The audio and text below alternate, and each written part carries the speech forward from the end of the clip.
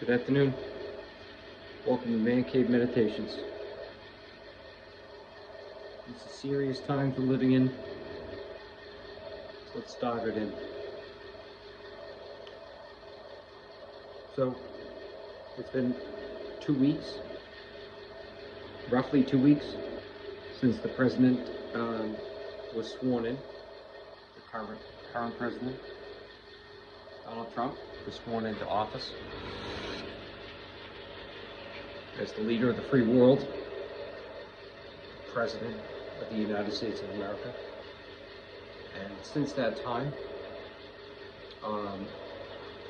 I would say that in just these 2 weeks' time, we've seen more chaos, division, strife, inner, outer,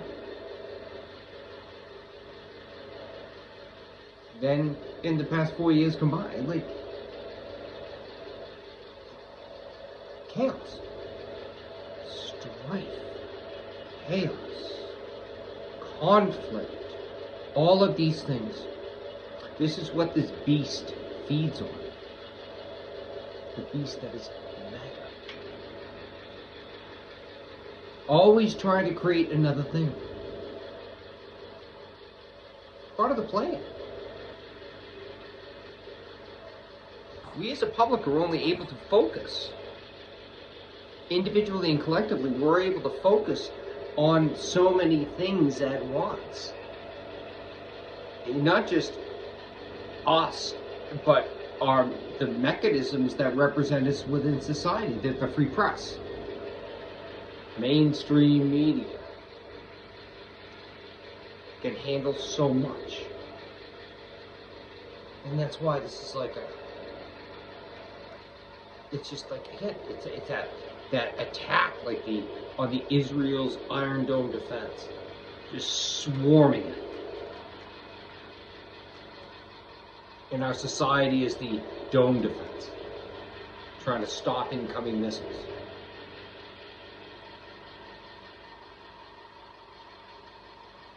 Each missile that lands divides us further, makes us collectively, and sometimes individually, less, but definitely collectively,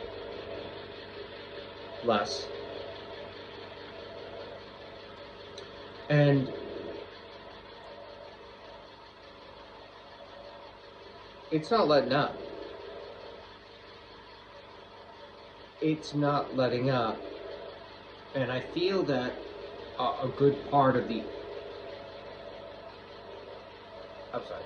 it's going to continue, but some of this has to, if you think about the way that Trump does business, I think it's safe to say that a lot of this stuff, he probably hears about it like the typical news consumer does, around the same time. He probably has no idea that he even said yes to most of this stuff. It's like this. He sits in his area in the White House or wherever he sits. Phone right there. You know, you can either get him on the phone to get your agenda through, or get him in person. Excuse me, sir. Yeah, what is it? Oh, hey, Steve. Jason, whatever. What can I do for you? You're looking very handsome today, sir, might I say? Oh, thank you. Have you lost some weight? Oh, I don't know. Butter him up. And then hit him when he's ready for it. Oh, you think that? Well, sir, I feel that we should be, targeting these 3 major cities and removing the, migrants, suspected migrants from these places. Do you think that's a good idea? Yes, sir, I do. Okay. Oh, you're a good man. You're a good man. Very handsome. Good in front of the camera. And that's how it goes. I don't think he has much of a recollection of any of these things that are going on right now. It's just people getting his ear and running with it. They get him on the phone, they get his ear in person, and then, in the end, their alibi is, yeah, the president said I could. Then you have Musk, who, I don't know what kind of a deal he has with Trump, if it's just, Trump said, yeah, do whatever you want, for the most part, as long as it doesn't affect me negatively. Do whatever you want. That could be the arrangement. Who knows? But I'm sure that the badge he's holding up is the president said I could. You want to go against the president? Something to that effect. And so people will stand aside. Yeah. As this dismantling takes place. So there will be pushback. Yes, of course. Will not be, if we talk about the three branches of government, executive obviously is the thing pushing. So what will push back against that? It will not be the legislative. It will not.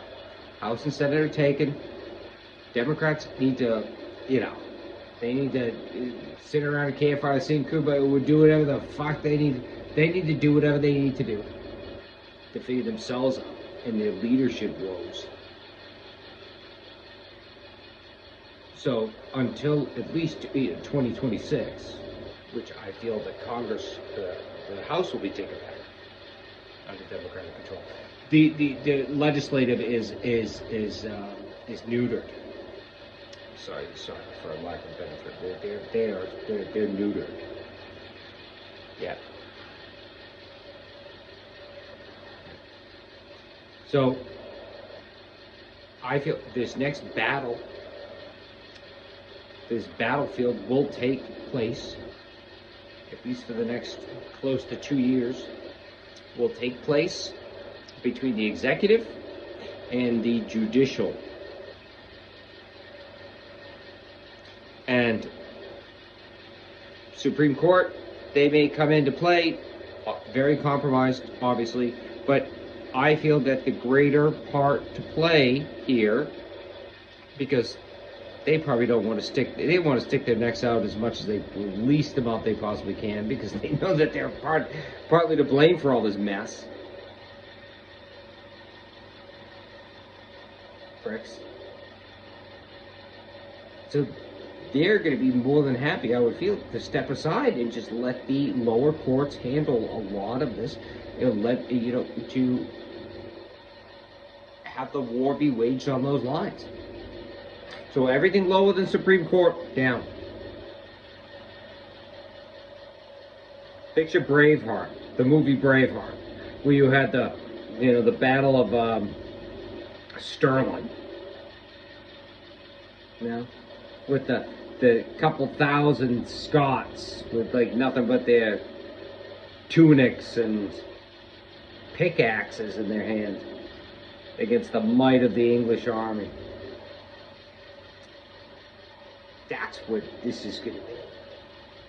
Except unfortunately, our country's last bit of defense is on the part of the Scot rebels. That's our judicial.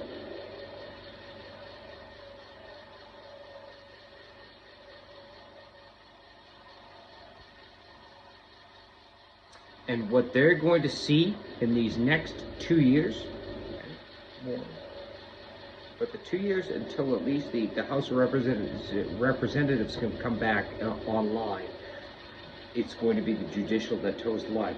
And what they're going to see in these next 2 years is going to, a few days, a week of that time would be more action than some of their predecessors would see in a lifetime. Now is the time for the judicial.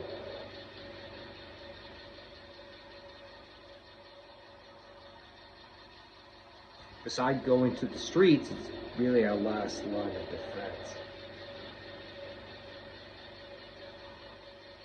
So we will see what that is made of, that institution. and I pray, for the sake of us all, that it is made of stern stuff.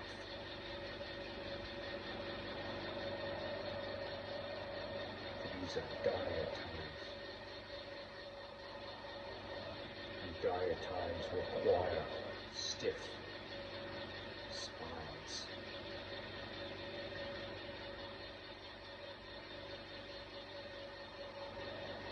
We will get through this.